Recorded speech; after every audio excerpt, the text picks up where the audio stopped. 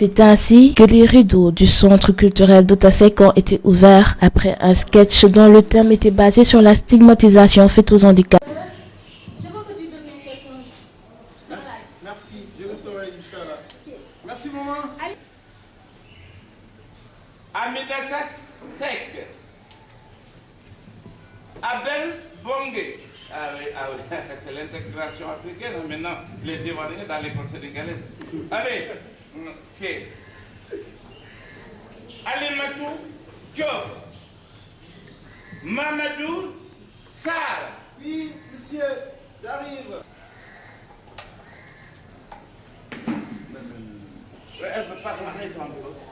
Comment tu t'appelles toi? Mamadou Sarr. Mamadou Sarr, oui. Mais qui t'a inscrit? Ma maman? Ta maman? Oui. Alors là, ça, je ne l'accepte pas. Un handicapé dans mon école, non. Non, non, allez, retourne chez tes parents. Tu vas rester. Allez. Non.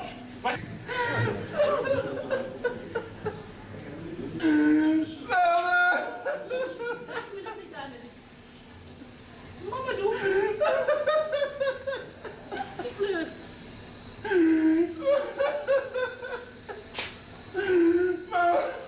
Mamadou, tu t'as frappé. C'est le directeur de l'école qui m'a chassé de son école. Il t'a chassé? Oui. Pourquoi il t'a chassé? Pourquoi je dis? Il dit que je ne suis pas comme les autres, je suis un handicapé. Alors comment j'ai envie d'aller à l'école comme mes amis? Et si cet enfant n'a pas droit à l'éducation, qu'est-ce qu'il va devenir? Madame, ne t'inquiète pas. C'est vrai que c'est une injustice. Je le respectais comme ça. Mais ça, Dieu qui nous l'a donné, est capable de tout. Bonjour, monsieur Sarr. Bonjour, madame Sarr. Bonjour, monsieur. Je suis monsieur L'Espoir. Je m'appelle Espoir. Bonsoir, comment tu vas? Je vais bien, merci. Je suis représentant d'une association d'insertion des enfants handicapés. Chaque année, nous choisissons des enfants pour les inscrire à l'école. Je suis venu tout spécialement pour votre fils. Je veux l'inscrire à l'école et lui donner même une bourse. Ah bon? Juste à la fin de ses études. C'est pour ça que je suis là ce matin. Alhamdulillah. Merci.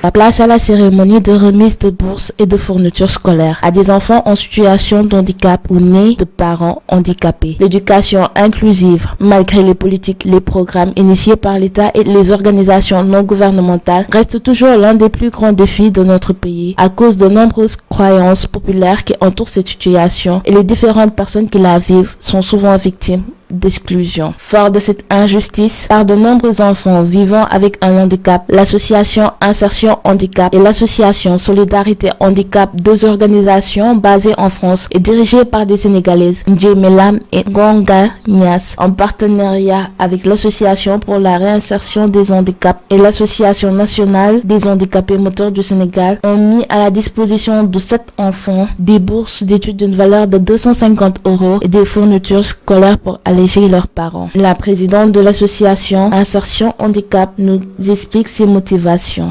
Donc, j'ai créé cette association parce que moi-même, étant une personne handicapée, j'ai la polio. Donc voilà, l'association Insertion Handicap est une association qui lutte contre l'exclusion et la mendicité des personnes en situation de handicap, pour moi, au Sénégal. Donc, ce que j'ai vécu, et quand je suis allée là-bas et que j'ai vu la différence, donc j'ai dit, pourquoi pas ne pas aider les autres que j'ai laissés derrière moi. Un acte qui réjouit beaucoup les parents. Les enfants, d'abord, qui vivent et que les parents n'arrivent pas, avec la conjoncture, à assurer la dépense quotidienne. Et aussi pour essayer d'aider aussi les élèves aussi au niveau scolaire avec les fournitures, avec les prix. Je dirais vraiment un grand merci à vraiment qui ne cesse d'aménager l'effort des parents qui vivent cette situation. Vraiment dañu kontaan parce que lu tax dañuy remercier ki nga xam ne moo initié lii muy Ndiémé Lam parce que vraiment mu ñëw dimbale nit ku nekk amul dara lu mooy sa doom ku la ñëw di la soutenir ci sa doom kooku wax dëgg yàlla mënuloo ko fay. kontaan naa trop ndax lii yàgg naa ko bëgg ndax sama doom bi ku ma ci jàppale rek nga jël. Mais aussi les enfants qui en sont les principaux bénéficiaires. Johnny, une des bénéficiaires, élève du British Council et tétraplégique des 4 membres, nous explique. Oui, ça me rend plaisir et je suis contente de recevoir la bourse des élèves aussi. C'est grâce à Madame Ndiémé Lam qui m'a beaucoup aidé. On s'est connus à travers Facebook. On s'est discuté, échangé des idées et en plus, elle m'a vu vendre mes œuvres. Comme je dis, je ne veux pas tendre la main dans la rue.